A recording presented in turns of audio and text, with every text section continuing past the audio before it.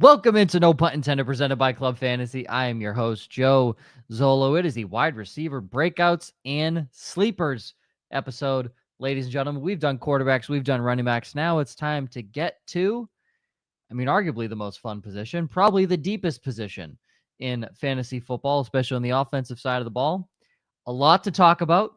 And personally, my favorite episode to figure out who I will be taking as my first receiver that is ranked between 20 and 25. That's normally what I love to figure out from this episode as we get to grow here. The boys are all here. Let's get into it.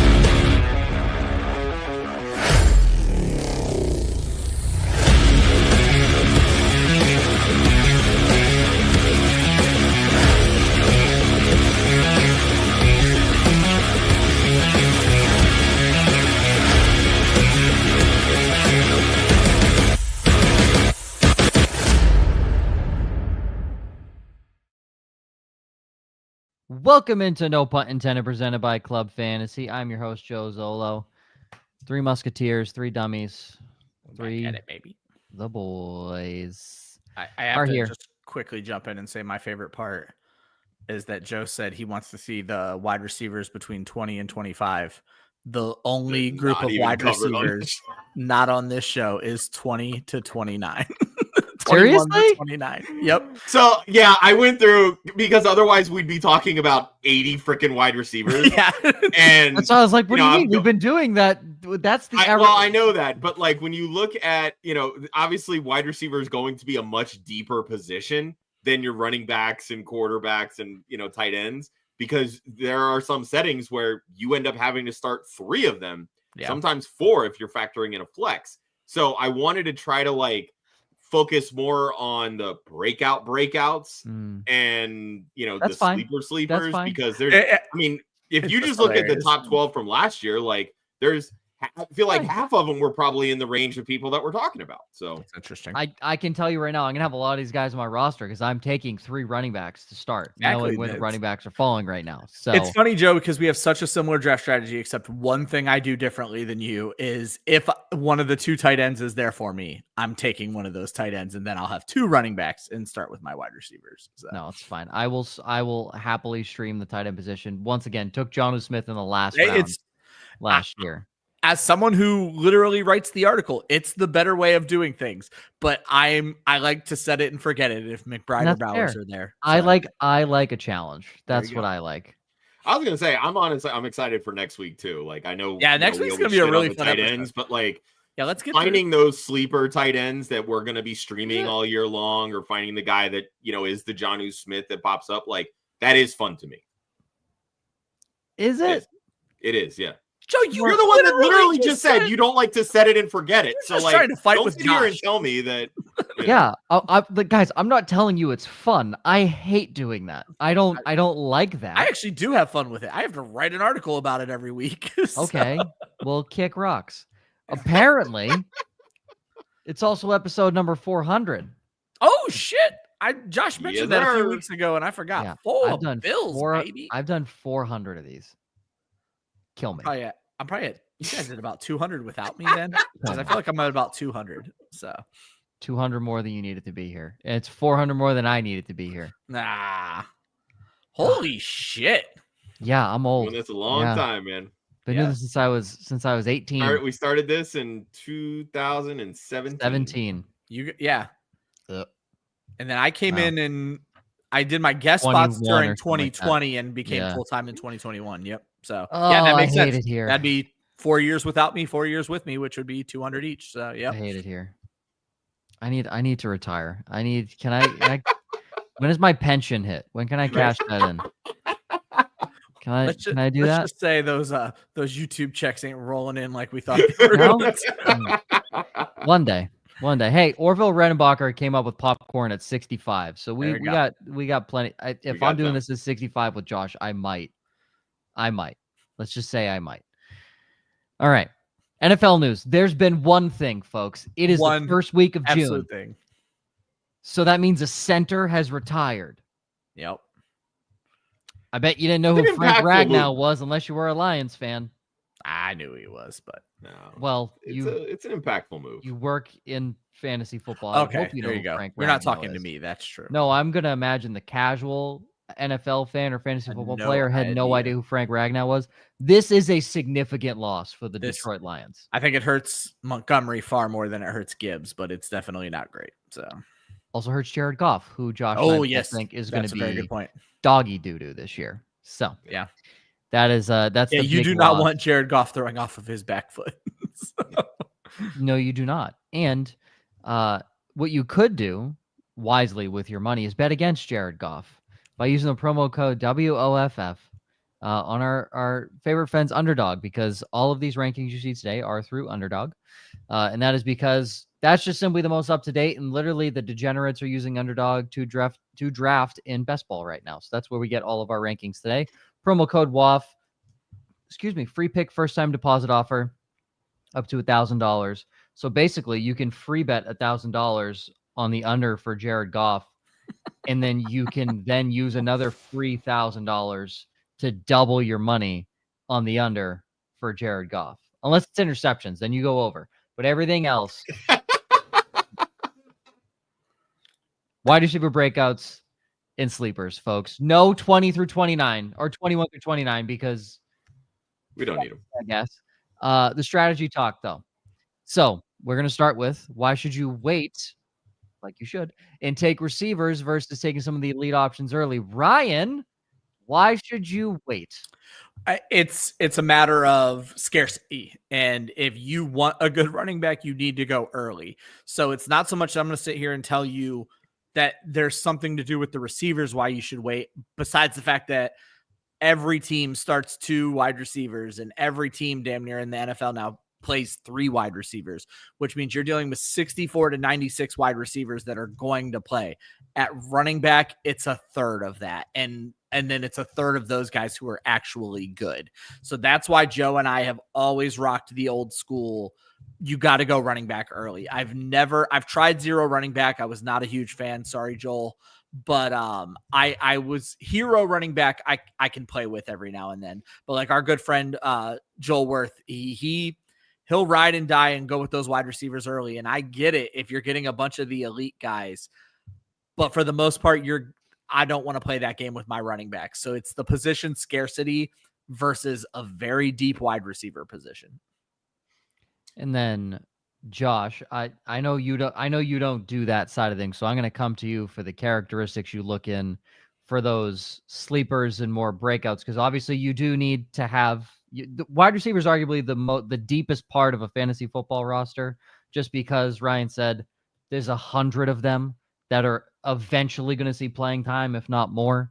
So later rounds, especially now in leagues that are allowing you to flex up to 4 slots, and a lot of people using the receiver. I was gonna say, let's throw it out there real quick. It's the big news today. Scott Fishbowl just dropped today. No position requirements. You could start feasibly 11 wide receivers in Scott Fishbowl this season. So you don't even need a quarterback. No, you can only do up to 9. Nope. Or 10, excuse me, because you do have to start 1 quarterback. That's not how it's written. It says 0 to 2 super flex. The 0 shouldn't be there. Let me be very clear. There are 2 super flex spots. There are 9 flex spots. That is what it is meant to read. Okay. So you can start 11 wide receivers in Scott Fishbowl this year. Or our good buddy Vince Mapstone fully intends on drafting 22 tight ends and only playing tight ends in Scott Fishbowl this year. Sure, Vince. You know what? 3.5 points per reception, Joe. And I respect it, Vince. I respect it. I mean, you're going to walk away with every tight end. Like, you're going to walk away with 1 through 22. Nobody's jumping you to take any of those tight ends. So you will walk away, except Ryan, if you're in the same. Except Ryan. We're not. Vince is hosting the Australia Scott Fishbowl. So honestly, shout out to Vince. He's doing big work down there. So. Vince, realistically, it's not a bad plan. Like at the end of the day, 3.5 PPR, it's interesting. It's not a bad plan. I was gonna say, like, this is Kelly's wet dream. Yeah, that's a good point. We're talking about Vince. Kelly's never been happier about a Scott Fishbowl in her entire life. So 3.5 points per reception, and you have George Kittle and Brock Bowers and Trey McBride. Just right. I mean, it's not bad. It's not bad. It's a good strategy. I think Vince said he's at the 109, and everybody seems really in tune with what Bowers is right now. We don't need to spend a lot of time on Scott Fishbowl. We'll do that on some of my mock draft shows later, but it's an interesting scoring. So, all right. So, Josh, before we get to Magic's question here, we'll take a little break from the receivers to answer his question. But characteristics you're looking at for sleepers, breakouts, guys you're looking at in double-digit rounds. Yeah. So the 4 things that I'm looking at: target share. Obviously, the higher percent of your team's targets, the better, because that's just going to provide more opportunities, right? That's why we like, the high-end running backs that get more carries, because it's easier to bank on volume versus trying to predict efficiency, because there's so many things that go into what would make a player more efficient. Touchdown upside. If your team struggles, if they don't have a quality quarterback that's going to throw for 25 to 30 plus touchdowns, you've got to load up on yards and sometimes, or even receptions, right? Like if you're in a standard league, touchdowns are numero uno in how you do everything. Personnel groupings.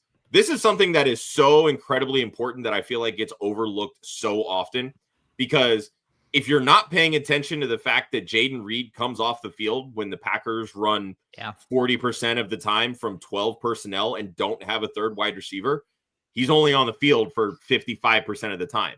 So he's a lot harder to bank on if they play a team that struggles to stop the run, right? Because he's just not going to be on the field. And now you're getting a 2.7 points this week from Jayden Reed. Yeah. So personnel groupings are incredibly important. That's why I always target guys that typically their teams run a lot of heavy 11 personnel where there's 3 wide receivers on the field. And the next thing is team passing volume. Obviously, the more the team passes, more opportunities for the players. So even if that target share is a little bit lower in that 16, 17, 18 range, it gets boosted up because the team just throws more and more and more than other teams.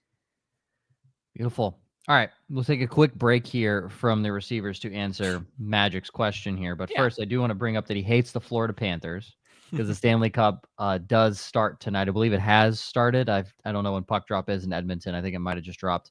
We have to shout out listener, good friend, Emma, works for the Florida Panthers now. Oh, really? Awesome.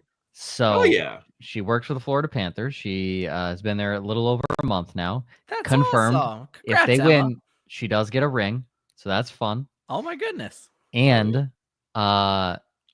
she's hooking me up with a Game 4 ticket to the Stanley Cup. Shut the hell up. That's awesome. Well, I've never had a favorite hockey team before, but I now have a favorite hockey team. Sorry, Magic. Emma is far more. I can't stress this enough. I despise the Florida Panthers. I know nothing about it. I hate them. I will root for them because my friend works for them. Yeah. But if I hate the Panthers, absolutely despise them. But I also, was going to say, I grew up in the Tampa Bay area, and what really got me to start following hockey was when the Panthers became the expansion team. Yeah. And because I've always been like, I followed a lot of the Miami teams because that's where my family's from. So, and I still remember their first Stanley Cup when they got blanked by the Avalanche, who aren't even a team anymore, if I'm not mistaken. The Avalanche are very much a team. They're one of the best in the league. Won a cup 2 years ago. I said, weren't they in the cup 2 years ago? Because I was watching. And I'm thinking, wasn't it like Winnipeg that went to Colorado and now Winnipeg is back or something? Winnipeg went to win somewhere. Regardless, yes. Yeah. Anyway, regardless, fuck Canada. We don't want Edmonton to win. That's it. As an American, as much as you hate the Panthers, I just want Emma to win. So. Shout out to Emma. Well, that's really obviously a awesome. Ring. Come on now. It's I have mine over here from the World Series. That's fantastic. That's my Swiftie. Right. I got to root for her. So. Top 5 running backs in order. I love this little caveat for PPR. We obviously rank everything based off PPR, and I also think this wouldn't change much even if it's standard. So I think if you wanted to flirt with it, maybe Derrick Henry slides into your top Derrick 5 Henry and Jonathan Taylor move up quite a bit in standard, but other than that, you're right. So I will say, so let's just go. We'll go one by one here. So Ryan, who's your one, and then we'll just go around the room here. Yeah, Bijan Robinson. Josh. Bijan.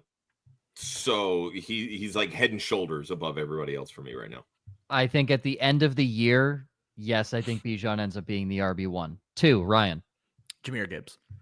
Josh. For me, it's Devon Achane. I'm all in on Achane this year. This guy's smoking crack. I also think it's Gibbs, but I don't think it's by a wide margin. Ryan, I agree. 3. I have those two right next to each other, then a very small gap leading to rookie running back Ashton Genty. Josh. My 3 is Christian McCaffrey. Yeah, I would lean on McCaffrey there as well. I would go McCaffrey at 3. Ryan. Saquon Barkley. I know there's going to be a fall off this year, but he's still statted out as my 4. Josh. I have Gibbs at 4. Genty at 4. Ryan, 5. Devon Achane. Specifically because this is PPR. I do want to throw that out there. That is so if it's standard, important. he's useless. Yeah. Absolutely useless. No, the amount of negative 3-yard air yard screen routes he can run in standard will not save him. Yeah. Josh, 5. I have Genty at 5. Saquon at 5. I have cooled off now that I've found out about this offensive player of the year thing. I've cooled off a little bit. That's all I'm saying. Madden curse article is up on Football Guys right now. It is complete bullshit unless they are a running back. Just throwing it out there. Okay. Good. So Saquon's a running back. So I will be stocking up on Will Shipley shares and maybe even AJ Dillon. Who knows? So Magic, just to throw out there, rankings are live on clubfantasyffl.com right now. Joe is not one of our rankers, but for redraft, Josh and I are up on the site right now. And for best ball, I think Austin got his in. So me and Austin are up on the site. It may just be me, but I think it's both. No, he did. So best ball, me and Austin are on the site, and redraft, me and Josh are on the site. So Magic, my rankings are purely if I'm sitting there on the clock, who am I Joe's taking? a gut guy. Yep. Who am I taking? And let me tell you, it's gone pretty well for me in my life. I've won at least one fantasy football championship every single year for the last several years counting. That's why I draft 3 running backs and nobody can tell me otherwise. So fuck everybody. Okay? Fuck all of you. I will keep doing it. Steven, are you guys out on Jayden Reed, the aforementioned? I don't know if he's coming up in the show or not. I am not out on Jayden Reed. He is in the very first section of the show, Joe, if we just want to kind of lead into that. Yeah, we can go right into it. Yeah, so I'll just finish out the question. He has drafter's remorse picking him last month in a startup at the 8-2 in a super flex. I wouldn't say I love where you drafted him, but then again, I don't know who or what was on the board. I don't know the league settings, so I can't speak to it. Just anecdotally, I can tell Steven, I'm not out on Jayden Reed, and I don't know that you should have buyer's remorse. So in best ball, I'm drafting very much how Joe and I draft best ball. So I am typically, through the first 4 rounds, 3 running backs in my tight end because I've been getting Trey McBride and Brock Bowers everywhere. So I have had to build my wide receiving group with guys that I'm higher on than other people. And I love that you asked about Jayden Reed. I am in the middle of a startup right now that literally went Bajan, or not startup, but a best ball. Bajan, Bucky Irving, and Trey McBride. And so now I'm trying to get one established wide receiver. I'm hoping like Tyreek Hill. I don't want Mike Evans because I already have Bucky, but that's neither here nor there. But then my next 2 guys in my queue are Jayden Reed and Calvin Ridley based on ADP because I think they are of value at their ADP. So I'm not mad about where you got him. And I truly think the 8th to 9th round is exactly where I would also be looking for Jayden Reed. Okay. Well, Jayden Reed currently ranks within the wide receivers 31 to 48. Basically smack dab in the middle. If I'm doing my quick down the list, should be about 39, 38. So we will run down the list here. 31 through 48. These are guys that are going to be your low end flex to your first one off the bench, guys, is what you're looking at. Again, this is 12 team best ball half point PPR according to Underdog, and why we use them.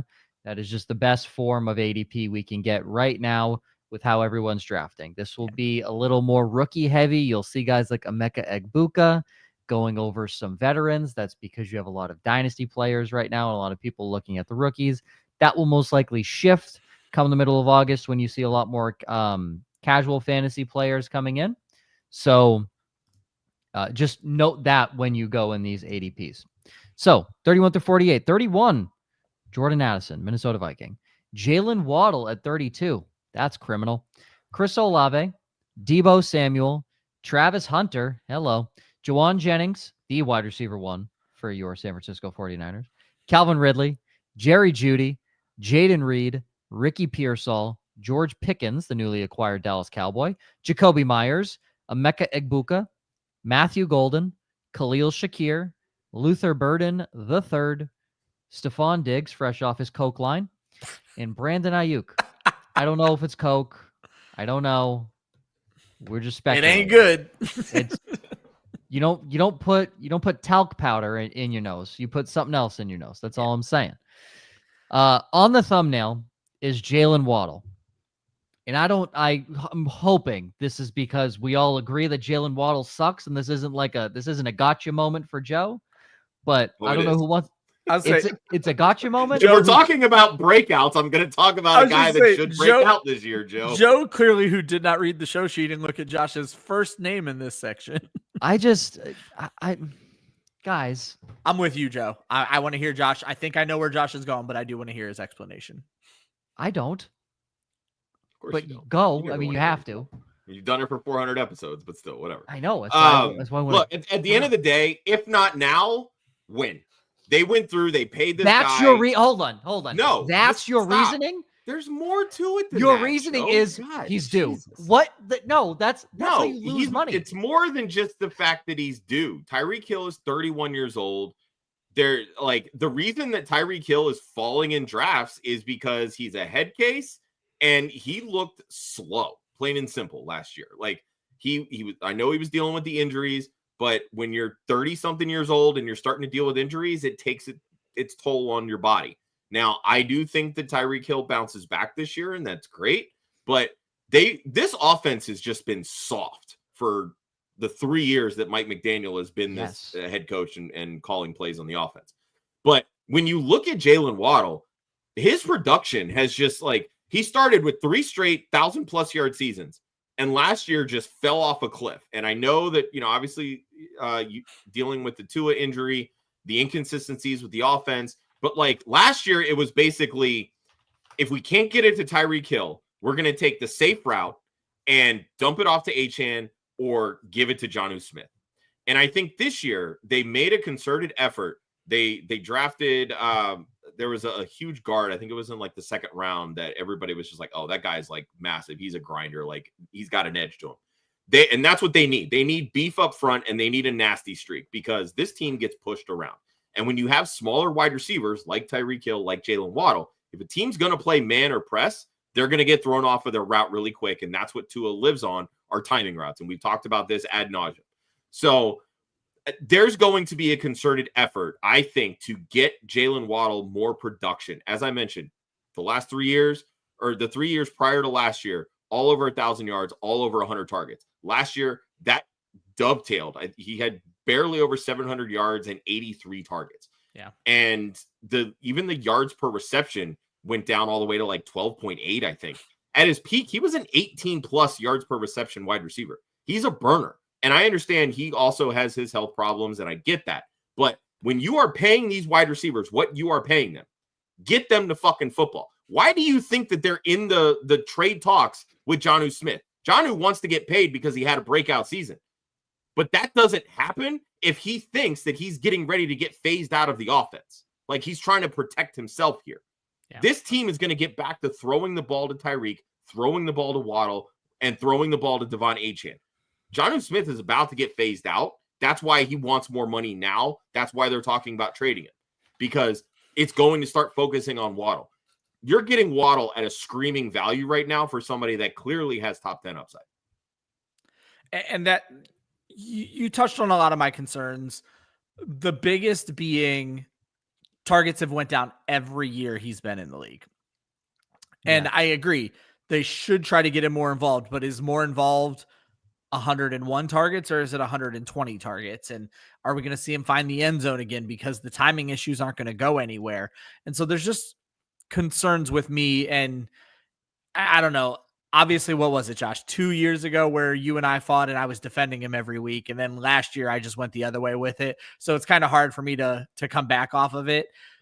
Depending on where his ADP is, I'm not going to say I'm completely out, mainly because I don't know that I believe so much in Waddle as much as there's a lot going on with Tyreek Hill. It'll be real interesting to see if Tyreek Hill gets suspended. He obviously, all charges were dropped in his domestic thing that happened, but the NFL doesn't need charges and he has a track record. So I'll be interested That's one worth keeping an eye on. I'll say the guys around him, not great. I'm fine with Jordan Addison. Olave, Debo, Samuel, Travis Hunter, non-IDP. Okay, fine. What I'm doing is I'm not drafting a receiver if those are the top 5 Yeah, guys. me and you say this all the time. If that's what's on the board, I'm going running back. I'm going running back or I maybe if a quarterback what round are these guys going in? Does anybody have that? I will pull it up right now. I got you right here. Looking at Jaylen Waddle 5'9", so the end of the 5th round. Again, guys just ahead of him that are not listed because we didn't list 21 through 30. Chris Godwin, Cortland Sutton, DK Metcalf. See, and I've been saying this for a while. This is going to go so counter to what I said earlier in the show. Wide receiver is deep. Don't get me wrong. It doesn't feel as pretty as it used to because like in Godwin's the middle obviously rounds, it doesn't. Yeah. In the middle rounds. Godwin's dealing with, coming off of this injury and a little bit of a crowded wide receiver room. DK Metcalf's dealing with no quarterback room. And so like Chris Olave has the concussion issues. You're saying these names that 2 years ago, I'm taking every one of these guys over Waddle, but I guess 2 years ago, we're taking Waddle in the top 15 as well. So things have gotten uglier, but again, it's a distrust for me.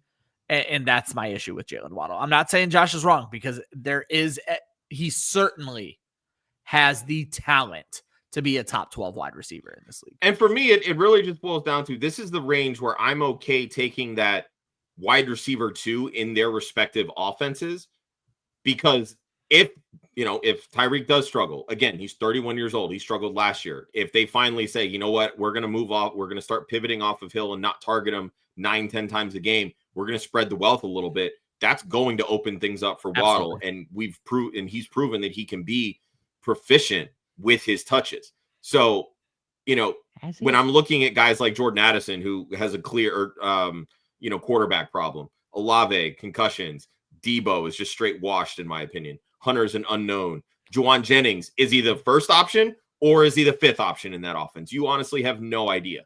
Calvin Ridley, I'll happily take Ridley over Waddle. Yeah. Jerry Jeudy, I literally put out an article today. I'm fading Jerry Jeudy with every cost. Absolutely. Just not there.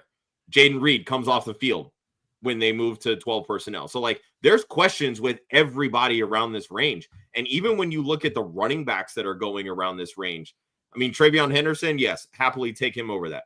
Chuba Hubbard, I mean, there's plenty of questions around him. Kenneth Walker, Alvin Kamara, I will happily take those guys over Jaylen Waddle. Exactly. So we say efficient with his touches. It's gotten worse every year. Well, he caught 70% of his balls last year. And again, I mean, cool. He caught 70% of his balls 2 years ago. He caught 64% of his balls in 2022, and that was his best year. Well, you also have to look at the situation, too. I mean, his ADOT has gone down, so he's not even getting those downfield targets. Yeah. His yards per route run has gone down. His yak has gone down. A lot of that just boils down to he's not getting the ball. His 2 best seasons, his yards per target was 11.6, which is higher, and 7.6, which is lower.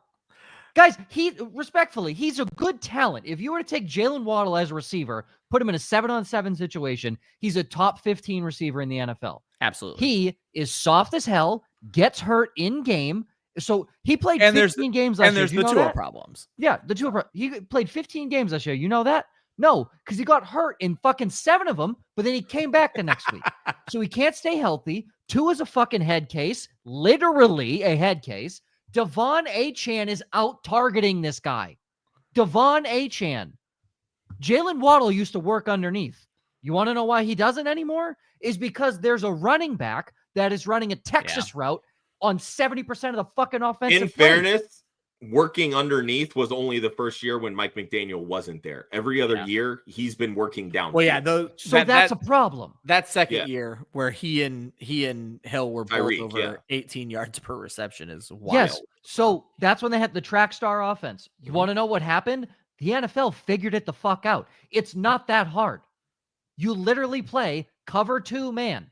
Yeah, just throw those. That's it. Safeties. You want to know what every team in this division has done? Go get a good number 1 corner or a guy that runs a 4-3, a la Buffalo's first-round pick.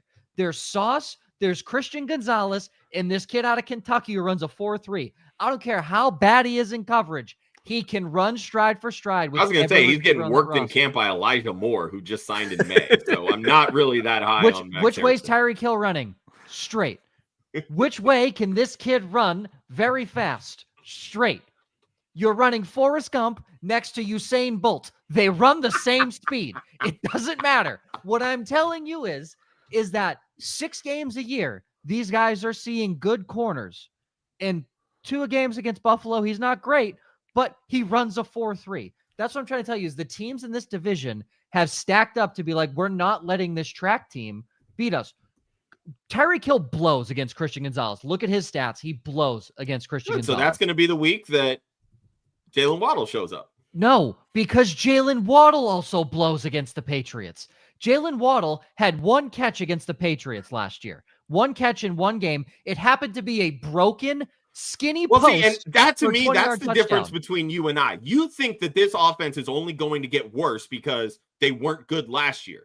I'm under the impression that they're going to figure things out because last year went so bad. They've gotten worse every year under Mike McDonald. Every single year they've gotten worse. McDaniel, whatever. McDaniels, I don't fucking care. They've gotten worse every single year. But you sound like more of a Patriots fan, seriously. No, statistically they've gotten worse every year. Right or wrong? No, well, not right or wrong. In year 2, there was the only way to go was worse. down. You're absolutely right. Yeah. They've gotten statistically worse every year. So if we're going off trends, he's not that good of a fucking head coach. Well, and that's the thing. This is going to be a make or break year. This is going to be, can he figure it out? Can he course correct? Or is he going to get fired in the middle of the season? That's really he's what not going to get fired in the middle of the season because that's not going to happen. He'll probably keep his job because he does have an inventive offense. But the issue is you started with it. They're soft. Do you want to know the other 3 teams in this division, what they aren't? Soft. I know. They're not. That's why they get beat the fuck up 4 weeks into the season. Jaylen Waddle, and I'm telling you, they've course corrected on this. They figured that out. So they're working towards fixing it. Have they? Yes. Have they? I'm not saying they fixed it. I'm saying they're working towards fixing it. We have spent entirely too much time on Jaylen He's on Waddle. the thumbnail. He's on the thumbnail. That's true. You know what? This is the first time where we've done the show sheet correctly. I will say that. He's on the thumbnail. It's been because Ding Dong over here put Jaylen Waddle, who's been shit talking for 2 years, on the thumbnail. So Jerry Jeudy, I'm out on. Yeah, you've been out on him since he was drafted. Now we're all turned around on this fucking Alabama wide receiver. Because, Tua's had a whole offseason to recover from a concussion until a light gust of wind and a bird hits him in the head, and then he's out for 6 weeks. And then he's back to, who's the backup? Skylar Thompson? No, Thompson's in Pittsburgh. Sure. Zach Wilson. Baby. Even worse. Even worse.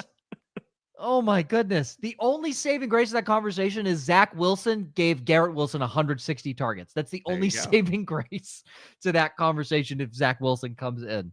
All right. Magic, I normally go running back. I just think it's the most value. 1 draft last year, I went running back receiver. It was Breece Hall, Garrett Wilson. Hated it. Breece Hall obviously was not the right pick. Garrett Wilson also not a great pick. But I just like running back. Trade from, I feel like Spock has asked us a trade question last 3 weeks. I feel like he's been pretty consistent. So props to you for being active. Yeah. Trade. This is a 12-team Superflex PPR, a half-point tight end premium, 6-point per passing touchdown. Drake May. Draw quick attention. It's a half-point tight end premium, and look at his tight ends. It doesn't matter what advice we give him. He is winning this league. Bowers and McBride. Yeah. If you can flex 2 tight ends, I'd do that. Yep. Anyway, go ahead. Drake May, Chris Godwin, and Matthew Golden. He would receive Nico Collins, Dak Prescott, and a 2026 third-round pick. So that would put his team with Hurts, Mahomes, and Dak Prescott. Bijan, the running backs don't change. Nope. Amon-Ra St. Brown, Puka, AJ Brown, Nico Collins, That's it. You lose Godwin and Golden. Yep. I would stay put. I'm not giving up the younger quarterback for this in return. It just depends on how much you need Nico Collins, and looking at your squad, you don't need him. Because you're likely starting 2 tight ends every single week, which eliminates the need for one of these wide receivers. The drop from May to Dak Prescott in Superflex Dynasty is pretty severe. There's a chance Drake May is worth a haul after this season. I'm talking in Superflex, Drake May is worth a first and Nico at the end of this season. And I don't think that's a trade I'm making right now. If there is a God, that yes, will be a our Patriots fan. That will be a true statement at the end of the season. Spock asked a variation of this question on one of the videos. Oh, okay. He asked the Matthew Golden trade question a while ago. Yeah, well, and I mean, I told him basically the same thing. I was like, I mean, you're trading Drake May, who's your QB3, because you have Hurts and Mahomes, for Dak, who then becomes your QB3. If that's the case, you're not starting Dak every week. Keep the younger option, who's actually going to appreciate in value versus depreciate. Yeah. So, you know, Godwin can do close to what Nico does this year. Like, I get Nico is the better option long term, but when it's a super flex league, you always want to value the quarterbacks over really any other position. It'd also be different if Nico was 22, 23, 24 years old. Nico is 27. He's already 26. Yeah, so stay put. Just keep the young quarterback. 100%. And just to wrap up that 31 through 48, who Josh and Ryan believe have a realistic chance to finish top 12. Ryan has Calvin Ridley, Travis Hunter, and one of the 49ers receivers. He hasn't decided yet. Basically, what I wanted to say here was I disagree with Josh on it being Ricky Pearsall. Yeah, you do. Oh. Because I think it has to be Ayuk or Jawan Jennings.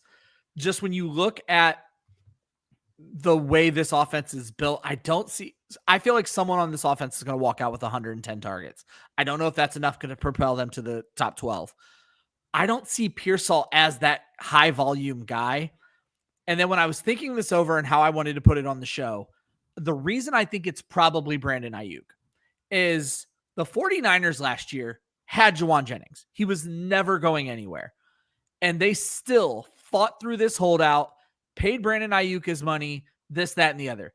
If Jawan Jennings was going to be the replacement wide receiver 1, you don't need to do that with Ayuk. And apparently there were deals on the table for Ayuk that they turned down. So to me, that says what the 49ers and Kyle Shanahan believe. I think it's going to be Ayuk. I don't know. I do think there's a chance because obviously this is an offense that can be a high-powered offense. It's just, can 110 targets get you there? And it's going to take a lot of touchdown efficiency for that to happen. Yeah, and we've seen that already from Brandon Ayuk, right? So that's why I didn't put him in this conversation. I put Pearsall because when I look at, like, everybody's already telling me that Jawan Jennings is going to be the wide receiver 1 in this offense, right? Which to me, I don't even understand why.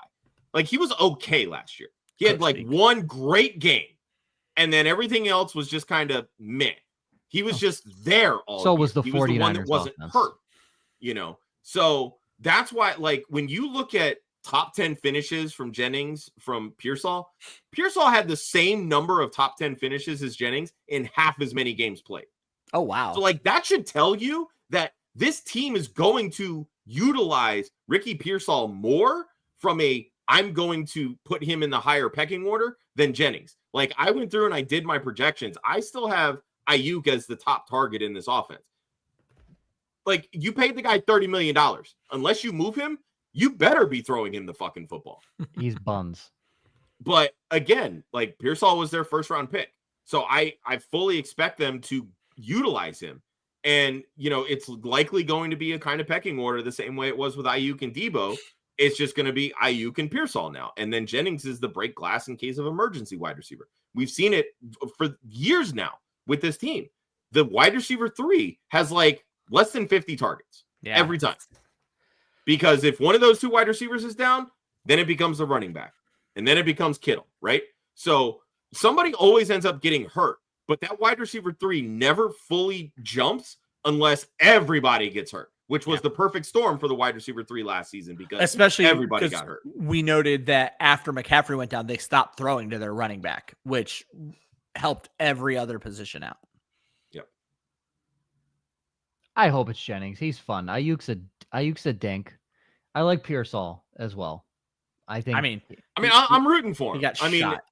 Yeah, I was gonna say, dude got not shot. For that, not for that reason. I did like him as a player, but yes, obviously, would have root for the guy who got shot. Yes, I didn't know a ton about him. Obviously, Gator was a big vouch for Ricky Pearsall, and then he got shot, baby, and came back in the same season, which is fucking incredible. Same shit I said about Brian Robinson. How can you not root for these guys?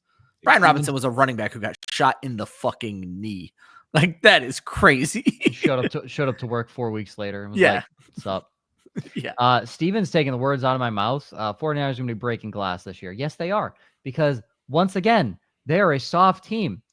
Almost like the Miami Dolphins, because Mike McDaniel came from the 49ers. The 49ers. Jesus Christ. That's crazy. My God. Josh's are Jaylen Waddle, Ricky Pearsall, and Matthew Golden. Again, dude loves burning money. Absolutely just loves setting it on fire. I mean, look, when it comes to Golden, I would much rather have Jaden Reed. I think he's a more talented guy. But again, you spend a first-round pick on a wide receiver, you'd be really dumb not to try to feature him. And with as much 12 personnel as his team runs, Golden's going to be on the field. So I'm not drafting him thinking, oh, this is going to be a top 20 option. But when you look at the efficiency of Jordan Love when he does play and when he does throw the football, and he throws quite a bit of touchdowns, Matthew Golden is the only one that, in my opinion, is going to be on the field the most often that actually has a chance to average over 7 targets a game that can produce. Like, again, I don't love Matthew Golden as a prospect, but if they're going to use him, take advantage of it. And the value here at 40, whatever it is. I just know he's going to have 0 shares of Matthew Golden in redraft. Probably in redraft. Well, I don't spend a lot of redraft picks on rookies. I pick them up off. That's my point. So yeah. Christian Watson, keep an eye on that injury as well, which would. I was going to say he got hurt in like week 15. What injury? No, I think it's actually January he got hurt. If I was reading the thing correctly, torn ACL. Yeah, he tore his ACL at the end of the season. Yeah. I wasn't sure if it was one of the other 7 injuries he's had throughout his career that you were referring to. So. And Dontavian Wick still can't catch the football. So, like, there's every opportunity for Matthew Golden to come in, who actually does know how to catch the football. Wasn't LaFleur also in the Kyle Shanahan system? So. I'm just saying, guys. The apple don't fall far from the tree with these receivers LaFleur and their injury problems. Actually, I think it was. Well, I mean, he was McVay's offensive coordinator, but yeah, McVay's got him tough. I don't think that LaFleur and Shanahan and all these other guys. Actually, I want to double check this, but I know he's from. I'm looking at it right now.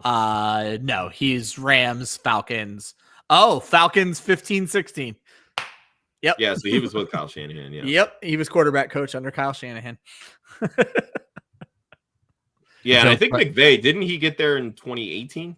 The jokes write themselves, guys. I don't know what to tell you. I don't know. When's the last time the Rams had a first-round draft pick? That's when Sean McVay. The year before that, that's when Sean McVay got there. It's just what it is. He's traded every first-round pick. It's awesome. I love it. Sean McVay plays NFL head coach like Ryan plays Dynasty. No first-round picks. No first-round picks. Me and Les need see equally when it comes to those. Yes.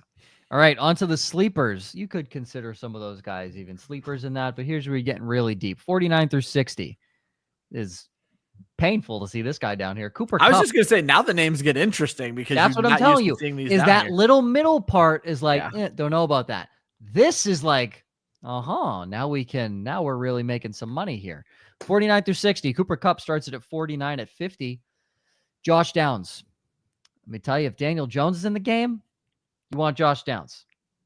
Other than that, you do not want Josh Downs. Darnell Mooney, Christian Kirk, Jalen McMillan.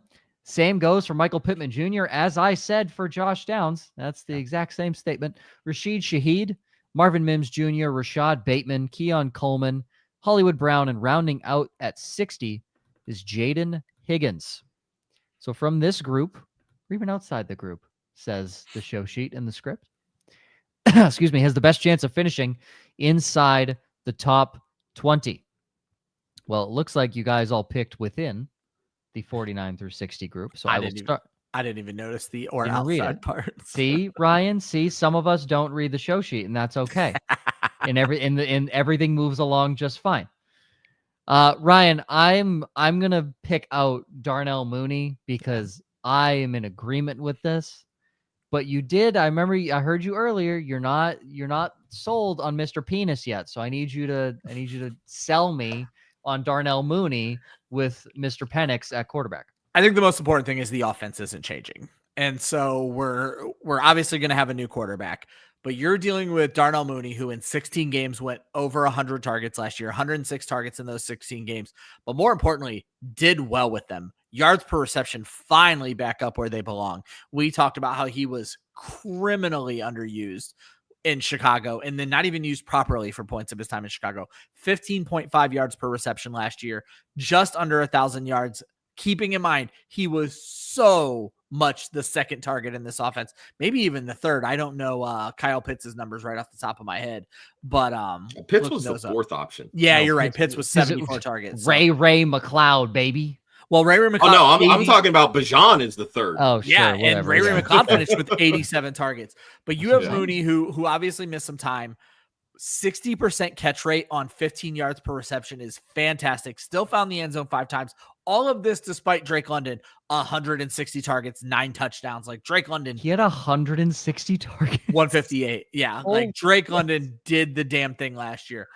Mooney, and we said this when he got to Atlanta, and this is why I'm still in on Mooney. This was the exact role that Darnell Mooney needed to be in.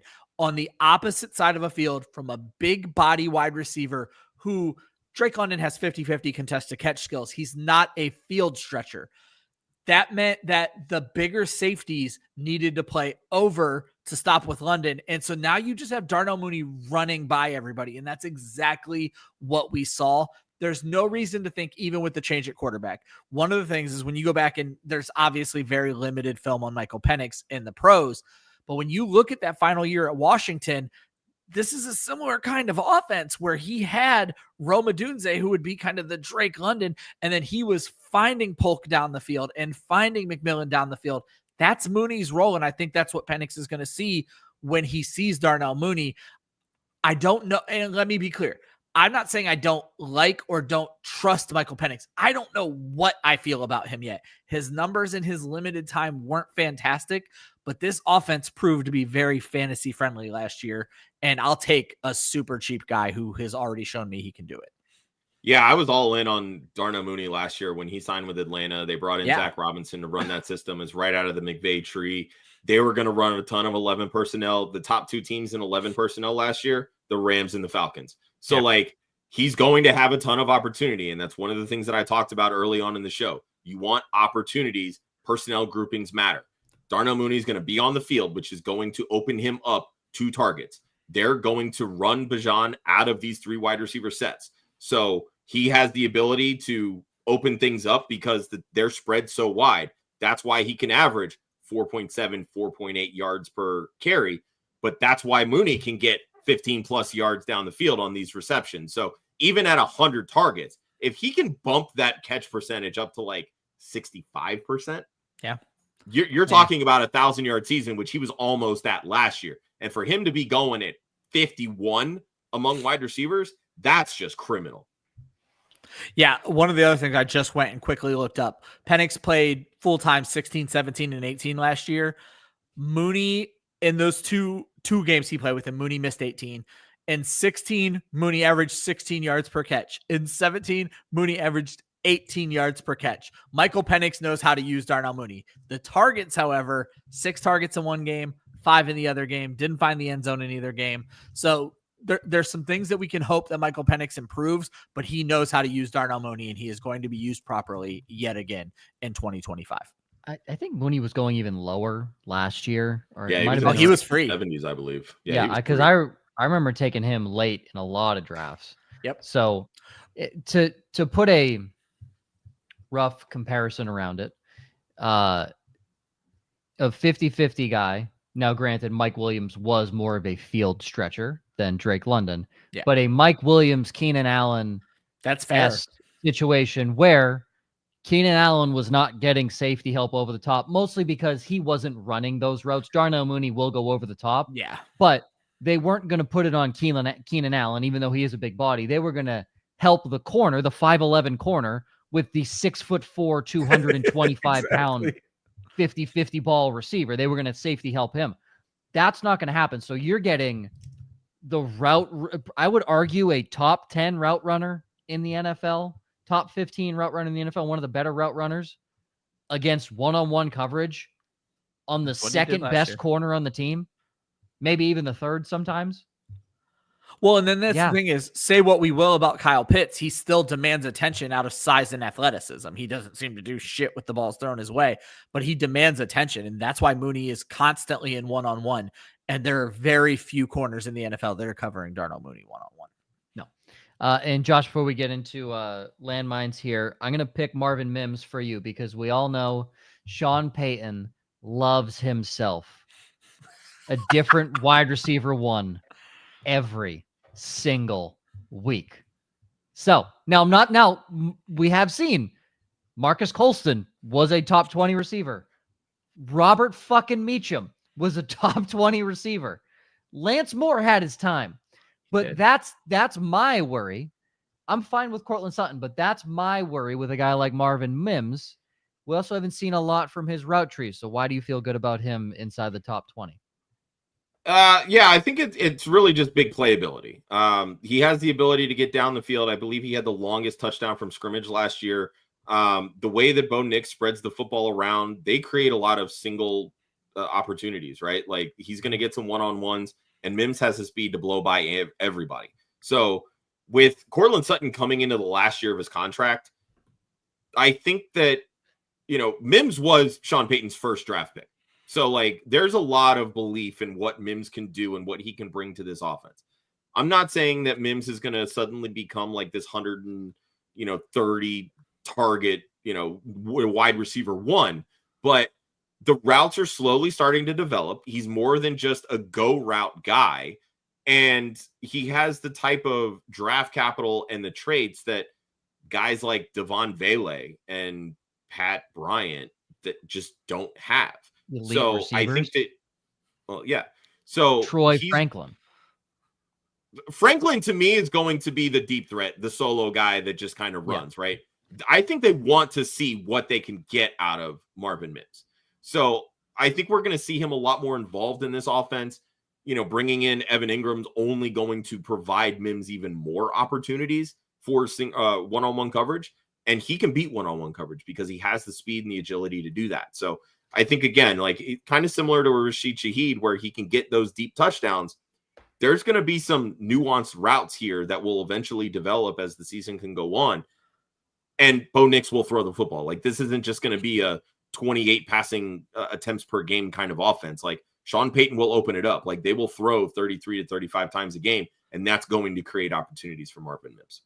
And just to add to Josh, again, I like to give you guys examples of what I'm seeing as someone who is doing a lot of best ball drafts right now. Mims is always there for me later than I expect him to be, Josh. I have to almost force myself to not take him so there's a little variation on my teams and I'm not in another A.T. Perry situation. But I agree with you. He is such a value. And right now in these best ball drafts in practice, he is obscenely late. There are times where he's my highest rated player and I still have 20 picks to wait on him via ADP. And it's wild. So here's what not that I don't like Marvin Mims. I just see him as more of a deep threat guy. So I just went back just to see, because they did go get Evan Ingram. Now I'm not comparing Evan Ingram to Jimmy Graham.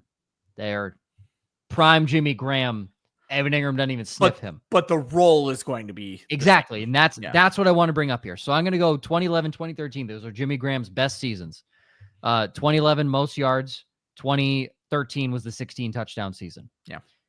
In terms of target share, it was Jimmy Graham was 1. Can you tell me who was 2 in 2011 for the Saints? That was it. You're gonna be guessing for a while.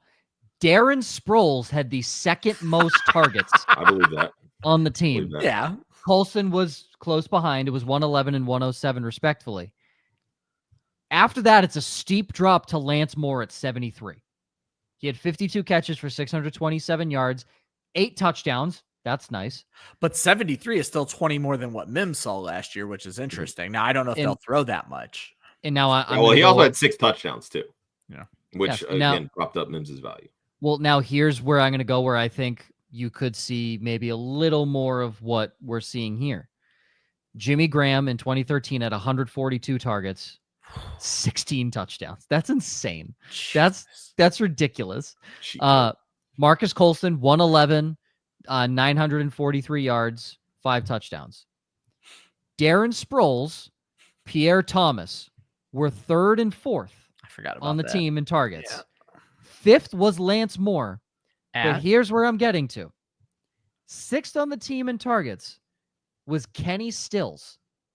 He had 50 targets. He had 32 catches for 641 yards and 5 touchdowns. That was tied for second most receiving touchdowns on the team. That was when he became a fantasy football favorite. And that's what I'm saying is I think that's where your comparison can lie. Yeah. And that was also Kenny Stills only started 10 games, where if Marvin Mims is healthy, he's starting all 17 games. I don't think there's any question about that. Nobody's stealing his spot on the depth chart because Robert Meacham got hurt that year, which is why Kenny Stills got propped up. So if Stills is there and you combine those, targets with Meacham, that's 80 targets right there. I mean, yeah, realistically 85 target season for 800, 900 yards and 8 touchdowns. Yeah. That's very much in the realm of possibilities for Marvin. Well, and the other thing too is that we don't know how much they're going to throw to the running back position this year. Like they threw to him a ton last year. Javonte Williams had 70 targets. Everybody thinks that RJ Harvey's just going to come in and be that guy. He can be, but I'm not going to bank on him just suddenly being this, like, stepping right in and being 70. I don't know. Darren Sproles had 111 targets. That's my point. They are 2 completely different players. Yeah. J.K. Dobbins. Darren Sproles is a Hall of Famer. Get the fuck out of here. J.K. Dobbins out to dinner with the Denver brass as we speak, just so that everyone's aware of that. So, I think that affects more Audric Estime than RJ Harvey personally, but I think it affects. If first of all, it destroys Jaleel McLaughlin, which right now looks like a mild value just because of how empty the running back room is. Mm-hmm. If Dobbins goes there, let me just say these early best ball drafts have been a waste for me. Just a name, Devery Henderson, also a relevant wide receiver in a Sean Payton offense. Yep. That's why I hate Lil Jordan Humphrey last year. Like Sean Payton gets these because Sean Payton drafted him. Yep. Mm-hmm. So I'm saying Nick Toon. He had 1 game, but like it's just funny that like these guys do have like at least 1 fantasy relevant game in a Sean Payton offense. It's always fun to look back at the guys he's had on his roster and be like, oh yeah, I remember that 1 week that Nick Toon had 80 yards and a touchdown, and I was like, A.T. Perry. Yeah, I mean, obviously, I hoped when he got re-signed to Denver that maybe Sean Payton would make a mountain out of a molehill. Not going to happen. Not going to happen. All right, we're going to wrap it up here with our landmines. So, top 20 wide receivers in best ball right now. And this is going to tie right into Steven's question that we have here. Wide receiver 1, Jamar Chase. If you're not ranking Jamar Chase as the wide receiver 1, you should stop doing rankings. Yeah, whether you believe he finishes there or not. You rank based on most likely outcomes, not your ego. It's not even, I mean, at this point, it's not even close because what did Cincinnati do to help their team at all? They lost one of their pass rushers and pissed the other one off to the point where he might not play. They lost their 2 best defensive players when they needed to fix their defense. Jamar Chase might have 200 targets. That's not an exaggeration. It's true. Legitimately in the realm of possibility. Number 2 is Justin Jefferson. 3 is CeeDee Lamb. Puka Nacua, Nico Collins rounds out the top 5. Malik Neighbors, Brian Thomas Jr., Amon-Ra St. Brown, Drake London, A.J. Brown at 10. Double digits, Lad McConkey at 11. T. Higgins, that's crazy that both of them are in the top 12. That's insane. Tyreek Hill, Jaxon Smith-Njigba, Garrett Wilson, DJ Moore, Terry McLaurin. DJ Moore 16, really? That feels high. Marvin Harrison Jr., Mike Evans, and Devontae Adams, the Los Angeles Ram Devontae Adams, if you forgot that happened. He rounds out the top 20. So as we always do with the landmines, this is a little larger than you might see for any of the previous 2 episodes because running backs and quarterbacks normally stopping around the 12 or 15 mark.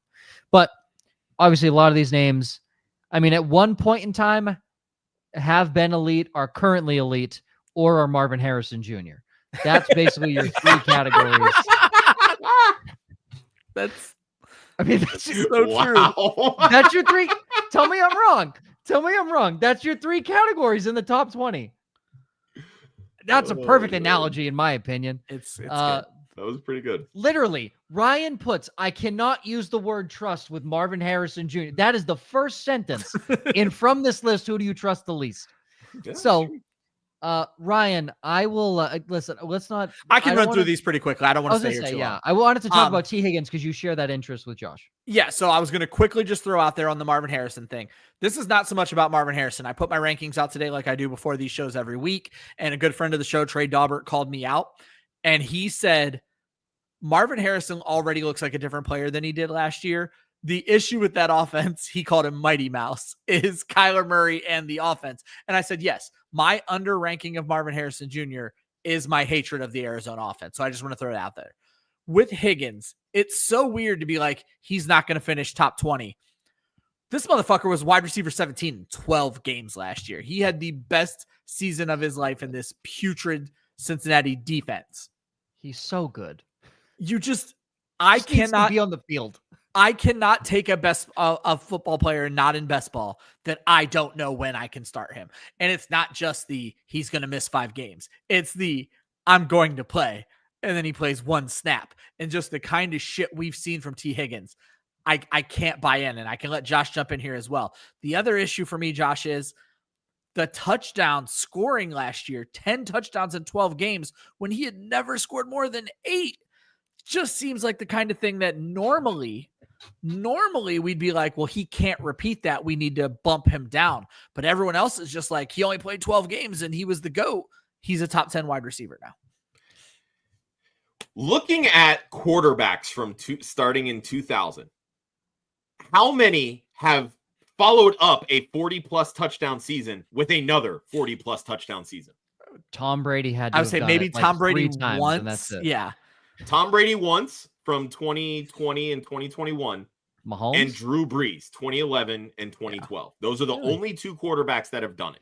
Jimmy Graham. Every other one has regressed. So Joe Burrow, he's going to have to be Superman again if this offense maintains its level of production. He had 4,900 passing yards last year. Dog. Like for T. Higgins to finish as a top 12 wide receiver, he's going to have to play more than 12 games. Yes, I get that. But he's also going to have to, Joe Burrow's going to have to keep up to that level. There is a higher likelihood that the passing offense regresses to the mean than the passing offense gets exponentially better. So what if I told you it stayed the same? What if I told you it stayed the same? Even if it stays the same, the amount of missed games that T. Higgins plays, look, if this offense stays the same, then sure, then this is probably an accurate ranking. But you're basically drafting him at close to a ceiling. Agreed. And that's where, and that really just boils down to be smart with your investments. Sure, you're going to take Chase because that is his ceiling, wide receiver 1, right? Everybody underneath him, probably down to, I'd say, the top 7. Any of those guys, I think you can make a case for wide receiver 1 overall. Everybody else is going to have some level of limitations. But there's still guys that can finish in the top 5. Even Ladd McConkey, who I think is a top 12 wide receiver, maybe has top 5 upside, but the fact that that's just not a high volume passing offense and the likelihood that he ends up scoring 15 touchdowns is really low. So he's not going to finish as a top 3 wide receiver, let alone top 1 wide receiver. So when you're looking at T. Higgins in this light, this is kind of his ceiling range. So I just don't understand why people want to draft him there. I would much rather have a Devontae Adams, who's a wide receiver 2 in his own offense. I would rather have Like, I would rather spend the pick on a Devonta Smith as the wide receiver 2 in his offense. So I agree. So here's what I'll tell you, just because for value purposes, we all know, day one T Higgins fan. I called it. I love T Higgins. Yeah, I called it from the day. This man he was the next AJ Green. They were supplanting AJ Green with T Higgins, and that was exactly what they did. They're the same build. If everyone does projections based off of these guys are going to play all 17 games, right? Yep. Now, for some guys, we can sit here and say, yeah, like for us, we do think T Higgins probably misses a few games. Maybe he doesn't miss a few games, but like he might get injured in the first quarter, come back next week, but it'll still say he played that game. Yeah, exactly. And that's what makes it so infuriating. And that's what makes it infuriating. But if I told you, based off the skill set, based off the offense he's in, that you got 16 fantasy games of T Higgins, he is undoubtedly a top 12 receiver. If I knew going in what I was getting from him, it changes everything. It's just the won't he play that I can't deal with on a week-to-week basis, plain and simple. And I agree with that. And that's why I think a lot of people are holding on to all he has to do is stay healthy. Well, yes, if he stayed healthy, I mean, you could argue him over Nico Collins inside the top 5. Like, in a lot of people, if you ranked him there, a lot of people would be like, yeah, he's going to play all 17 games and he's going to be fantastic. Well, I mean, even if you look at his points per game finishes opposite Jamar Chase, he's only finished in the top 12 once, and it was last year.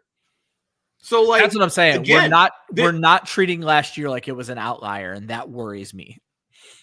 That's my point. The general fantasy public. And again, I don't think that Joe Burrow's going to take a massive step back. Like, I was going to say, Steven's arguing with us about regression, and we don't think he's going to take a step back, but just the chances of repeating a 40 touchdown season seem slim. It's the same thing with Saquon. Ryan, just curious, what do you have Burrow's projections at? The over projection quarterback king, you mean? Yeah, exactly. No, and this is precisely why I'm asking. Why we do this? Yeah. I have him playing 16 games, 34 touchdowns, 4,400 yards. Okay, so right. I have Burrow at 4,715 yards, 35 touchdowns, 10 interceptions. And you go over to just the distribution pool with the targets and everything, I still only have T Higgins at 108 targets. Oh, I have him at 124. Over projection king. Yeah. I mean, if you just look at T Higgins' career, he's not a massive targets per game guy. He's never had more than 110 targets. It's a good point. I'm over projecting him. I'm what's funny is I just took him down. I actually had him higher than 124, and now I'm taking him down even further while we're talking. Well, he's been crazy consistent at 108, 110, 109, injured in 2023, and then 109 again, despite playing in. But again, last year they were just throwing the football so much because they needed to stay in games. So, yeah, Josh, it's very interesting. Josh just effectively took T Higgins from my wide receiver 17 to 22 in the matter of one show. He's my wide receiver 32. So yeah, we've been wildly. Which I know I'm low on because I know there's going to be plenty of people that get hurt, whatever. But I mean, I have him with a 70, 968, and 7 stat line. That's what I have him at. He only has 2 career 1,000-yard seasons, so it's not out of the realm of possibilities. I want T Higgins so badly because he's so good. But I will never get him because people so overdraft. Well, and the way we draft, Joe, T Higgins technically for our style of drafting should be our god, but he doesn't fall to the 4th and 5th round because we need a guy in the 4th and 5th round who has weekly top 10 upside, but nobody lets him fall to that. But weekly top 10 upside, that stays healthy. Yeah, exactly. Which it's the risk. Yes, which is for me this year, DJ Moore, Terry McLaurin. I might even throw Devontae Adams in that conversation as well this year. But somebody, Josh, that you don't like, which I am okay with, but I think I know what you're going to say about this guy because he has Sam Darnold as his fucking quarterback. That's part of it. It should be a bigger part of it than what you're about to make it. But Jaxon Smith-Njigba, and this is where Steven asked this question. What do you guys think about the Seahawks receivers in general? Kind of bringing up any chance for the rookie Horton or Jake Bobo. God, I hope Jake Bobo gets more run. That's a great name. Or do they need an injury to get a real opportunities. So go ahead and start with JSN. I know Sam Darnold plays a part in this. Yeah, Sam Darnold plays a part in it. I mean, look, he had a career season last year with the quarterback god that is Kevin O'Connell. He's not going to have that this year. It's a completely different system. Sam Darnold's coming back down to earth. So that's really the first point here. The second point, JSN finished as the overall wide receiver 9. He finished as the wide receiver 20 in points per game. And suddenly he's a top 15 wide receiver based on ADP. Like, I'm more than happy to admit that Cooper Kupp is washed and not the same Cooper Kupp. But what makes this really interesting, Clint Kubiak runs the second fewest amount of 11 personnel, 3 wide receiver sets. Yeah. The 6th most, 12 personnel, which is only 2 wide receivers. Yet Cooper Kupp has never finished a season below 55% of his snaps out of the slot. And JSN ran 83% of his routes out of the slot. So, like, he's got 2 guys that are great slot receivers and no outside threats when an offense needs to be outside when you're running. They have Marquez Valdez-Scantling, sir. That's the problem right there. So, you're asking a guy to win on the outside when he can't win on the outside. Or you're going to run a bunch formations and a lot of out routes that are, 5-10 yards down the field. He was one of 2 wide receivers in the top 10 in receiving yards in the NFL, under 2 yards per route run last year. Guess who the other one is, Ryan? Jaylen Waddle. Jerry Jeudy. Oh. Jerry Bum. Another guy that I don't like this year. So, these are aberration seasons where they vaulted into the top of the fantasy football spectrum. There were a lot of injuries last year to the top wide receivers. If you're drafting JSN this early, you're going to be disappointed with how this offense operates, because JSN is not Chris Olave. Just to answer Steven's specific question, Josh hit it on the head perfectly with the fact of how little 3 wide receiver sets they're going to run. You're not going to see these guys get on the field as much as they're going to need to. In redraft, Horton nor Bobo is worth even looking at ever. In Dynasty, there is some maybe hold on to Horton just because Cooper Kupp's at the end of his run. So if Horton can show something this year, he can maybe get on the field next year. Bobo is Horton's competition, though, is MVS. They're speed merchants on the outside. Well, and that's what I was going to say. And Josh, you know how I've been doing my projections lately. I've been favoring the veterans. So this year, I think MVS is going to stifle Horton, and then Bobo's staying on the team because he is a special teams phenom. He does everything they ask him to. Jake Bobo will have a job in the NFL for a long time. He is not going to have a ton of fantasy relevance. He won at fantasy relevance until somebody gets hurt, which is part of that question. And which could very well happen. Cooper Kupp hasn't been healthy. Yeah, I was going to say, there's a good chance that Bobo, Horton, and MVS see time this year in spurts, because expecting Cooper Kupp to play 16 games is probably not going to happen. So Judge said Kubiak runs the 6th most 12 personnel. Mm-hmm. That's I'm sure Elijah Arroyo is good. Can he block? Can Arroyo block?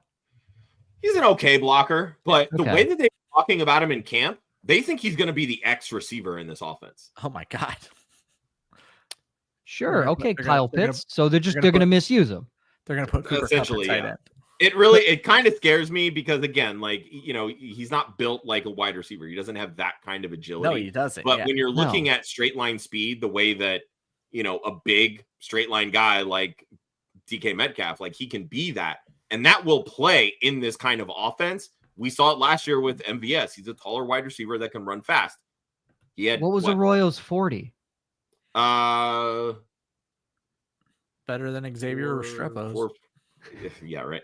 I think he ended up running, I think, low 4.7s. It wasn't anything great, but I know. So that's what I'm saying is straight line speed. He's fast for a tight end, but he's not a fast for wide receiver. So it doesn't 4.7 against a safety or a linebacker is going to burn him. 4.7 against the outside corner. Mm-hmm. He's got to win contested catches. They're beating him backpedaling. That doesn't matter. Yeah, so I think they'll probably still use him as 12 personnel, because it's interesting because Noah Fant has a similar skill set, so it's going to be real interesting to see. That's why Fant's a better blocker. Yeah, but he's not that great of a blocker. He's gotten a lot better. A lot better, really but he's has, still not great. So that's what, like, you're running Fant and at some point Arroyo because your other tight end is AJ Barner. Is he bad? No.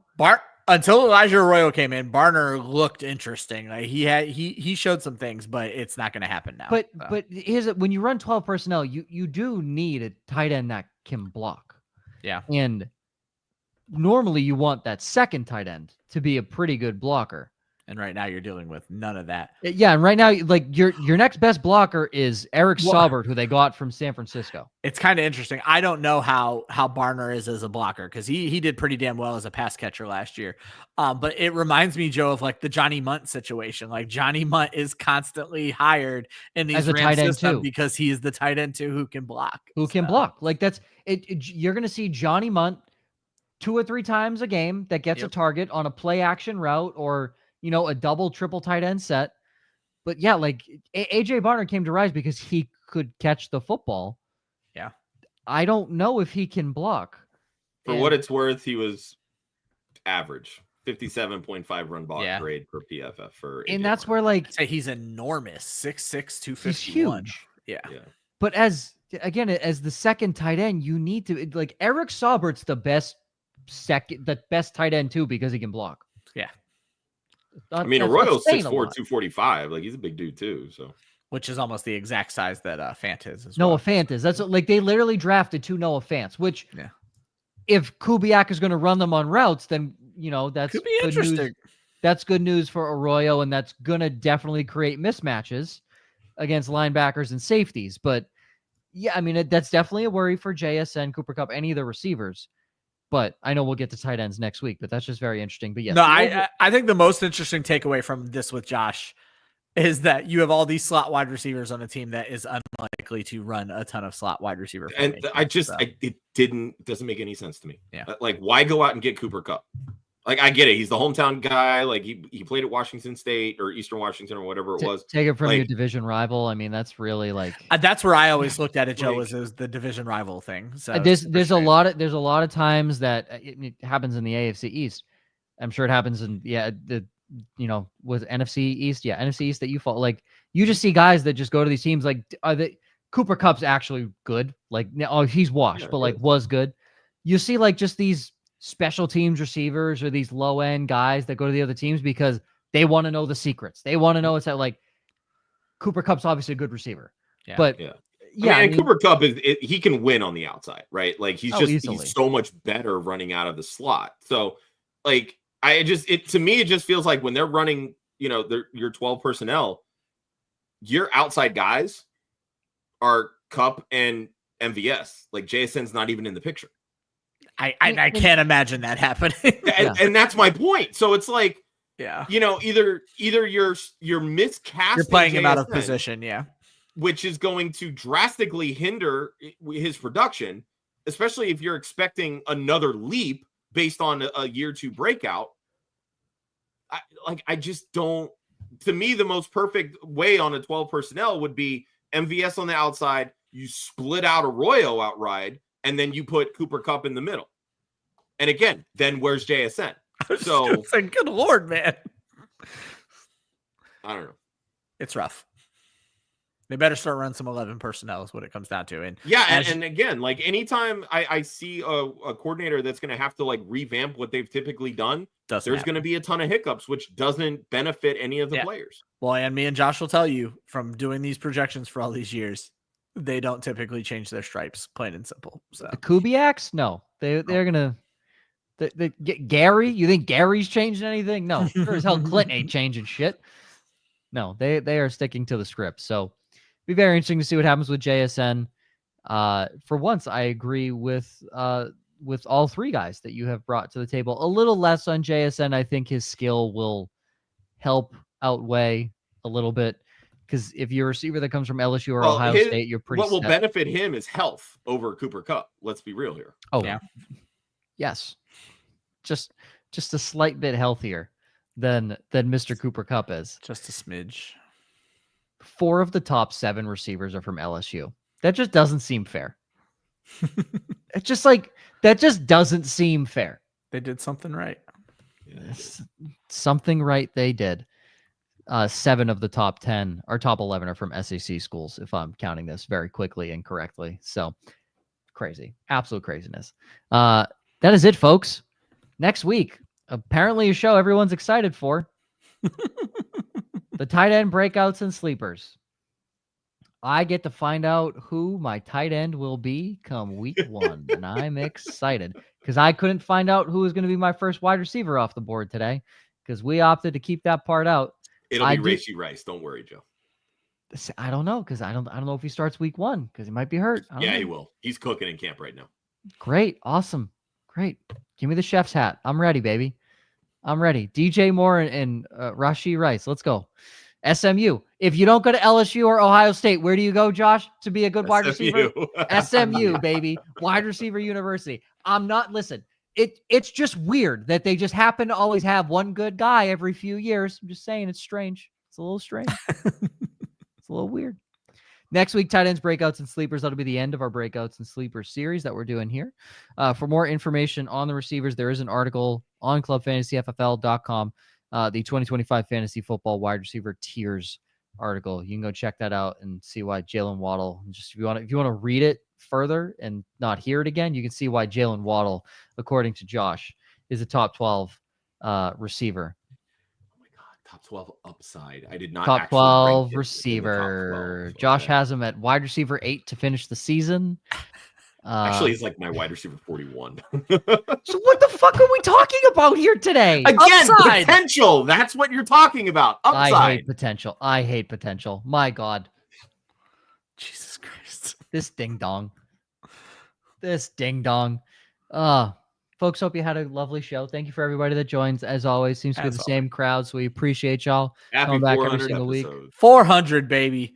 The most we've fought in the last 100 episodes, I'm pretty sure, was this. It wasn't a fight. It was simply I was throwing stats, and Josh was like, "Yeah, but so much Jaylen Waddle. This 8-year-old child actor could be Leonardo DiCaprio one day." Yeah, but he's dyslexic, Josh. You can't read his lines. What do you mean? Like, he can't. Always remember, defense wins championships, offense wins fantasy football. We will see you